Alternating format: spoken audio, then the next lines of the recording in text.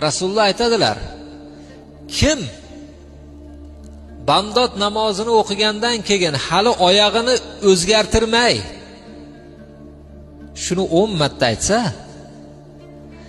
shomda o'qigandan keyin oyog'ini o'zgartirmay 10 marta aytsa, bu odamga balo urmaydi. La ilaha illallohu vahdahu la sharika lah, lahul mulku va lahul hamdu va huva ala kulli shay'in qodir.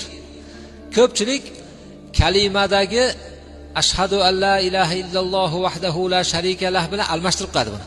Bu boshqa bu. Namozdan keyin sal qisqaroq. Xudoning panohida bo'ladi bu odam. Ko'rdingizmi qanaqa narsa? Zikrlarda shunaqa xususiyati bor-da.